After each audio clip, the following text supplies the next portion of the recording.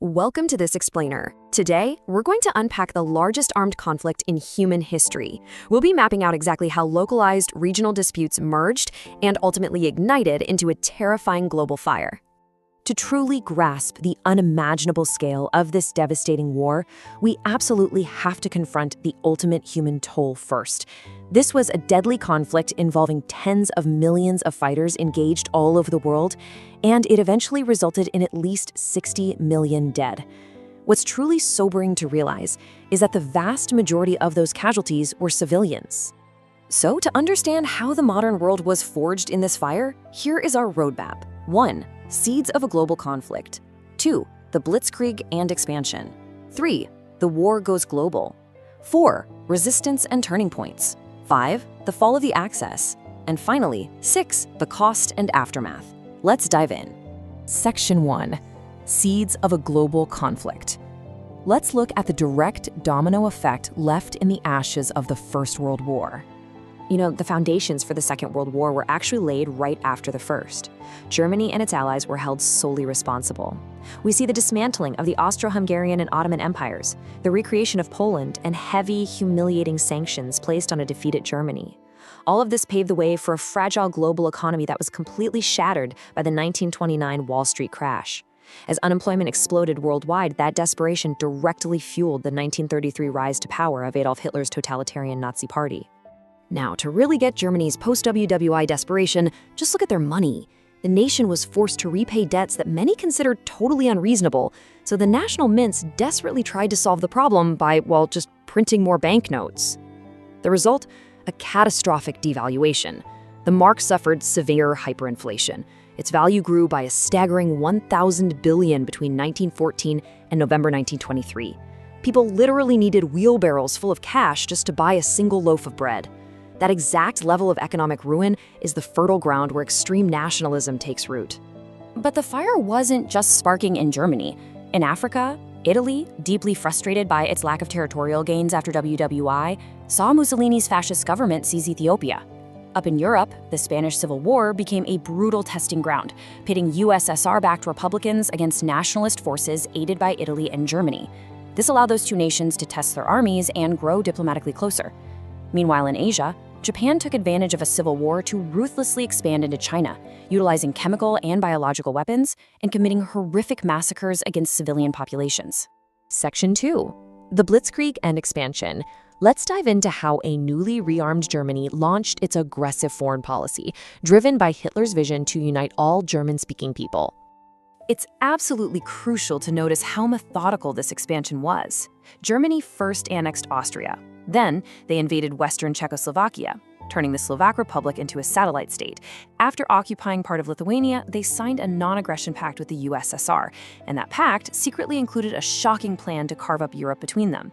Ultimately, it was their attack on Poland that finally pushed the United Kingdom and France to declare war, officially kicking off World War II. Initially, French and UK forces tried to cut off the strategic Norwegian iron ore route supplying German military industry. Well, Germany reacted instantly. They unleashed a brand new military strategy called Blitzkrieg, or lightning war. This tactic used rapid, high-intensity, motorized attacks in concentrated areas to completely surprise and overwhelm opposition defenses. Within days, Germany captured Denmark, Norway, Luxembourg, the Netherlands, and Belgium. British forces had to retreat, and the French army was swiftly defeated, leading to the capture of Paris and an armistice that completely split France. With the USSR seizing the Baltic states and part of Romania based on their pact with Germany, the global battle lines were formally drawn. Germany, Italy, and Japan combined to form the Axis powers. On the other side, General Charles de Gaulle set up Free France in Brazzaville, refusing to surrender. He stood alongside the UK, its dominions, and its colonies, fighting across Africa and Europe. The fate of the entire world now rested on these two deeply opposed factions. Section 3. The war goes global. Following the relentless aerial bombings of British cities, which failed to force a UK surrender, the conflict rapidly exploded far beyond European borders. So you might be wondering, how exactly did a localized European conflict swallow the entire globe?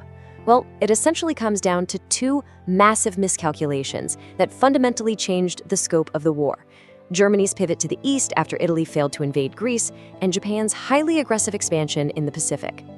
On June 22nd, Axis forces broke their pact with the Soviets and launched what is widely considered the largest military operation in history against the USSR. Well-equipped, motorized German troops rushed east.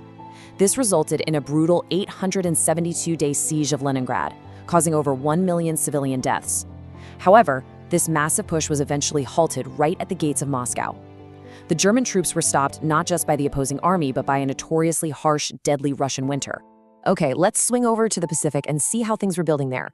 Japan's occupation of French Indochina triggered the U.S. to impose a strict embargo on oil and steel. In direct response to that economic pressure, Japan launched a devastating surprise attack on the U.S. naval fleet at Pearl Harbor. That single event instantly pulled the United States into the war on the Allied side. So now a truly global front was active. The U.S. was fighting in the Pacific while simultaneously providing vital supplies to the resisting USSR through a route the Allies opened in Iran. Section 4, Resistance and Turning Points. As the war raged globally, internal resistance grew against the occupying forces and the unprecedented atrocities they committed behind the front lines. We have to impartially look at the grave reality for civilians living behind those front lines. It was truly horrific. Everywhere in Europe, underground resistance forces organized strikes, gathered intelligence for the Allies, conducted sabotage, and even made failed assassination attempts against Hitler. Meanwhile, in Asia, Japan was sending 10 million Chinese civilians into forced labor camps, with millions more in Indonesia suffering the exact same fate.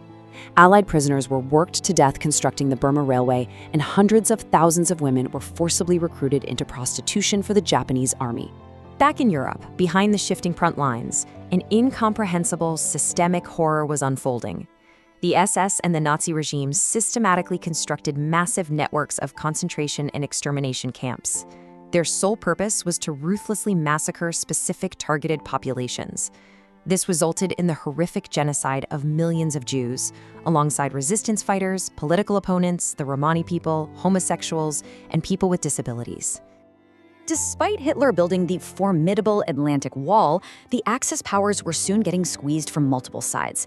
In the east, the Soviets successfully took the initiative and rapidly pushed westward. In the west and south, the Allies successfully landed in Morocco, Algeria, and later Sicily, fully securing Africa.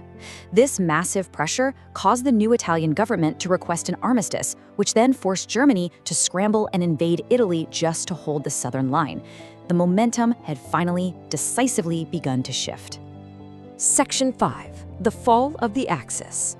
With the German army stretched thin and forced to concentrate on the rapidly advancing USSR in the east, the Allies prepared for the final blow in the west. This is where the final dominoes fall. On June 6, 1944, the Allies landed in Normandy, quickly taking over and liberating Paris. As Allied forces closed in from both sides, Hitler committed suicide in his bunker on April 30th, 1945, right as Soviet troops arrived in the city. Germany surrendered just 8 days later. To overcome the Empire of Japan, the USSR began a massive military invasion via Manchuria, while the US dropped 2 atomic bombs on Hiroshima and Nagasaki. The unimaginable devastation of these new weapons forced Japan's surrender on August 15th, officially bringing the war to a close. Section 6. The Cost and Aftermath.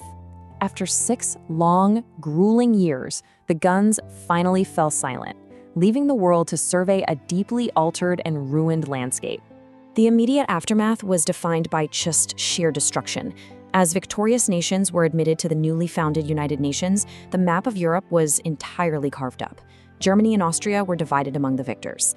And in the wake of the devastation, Europe and the USSR subjected millions of German prisoners of war to fatal bonded labor, essentially forcing them to clear the rubble of completely destroyed cities. And here is where a massive geopolitical shift happened. The old guard of European empires, the nations that had dominated global politics for centuries, were left completely exhausted, bankrupted, and ruined by the conflict. In their place, the United States and the USSR emerged entirely unchallenged, firmly establishing themselves as the sole remaining global superpowers. So we leave you with this final thought. The bloodiest war in human history was over, and the newly created UN aimed to ensure international security. But how long could that peace actually last? This new global setup perfectly primed these two victorious, deeply opposed superpowers to almost immediately plunge the world into decades of tense, indirect, worldwide confrontation. A Cold War that fundamentally shaped the borders, the politics, and the anxieties of the world we still live in today. Thank you so much for joining us for this explainer, and we will see you next time.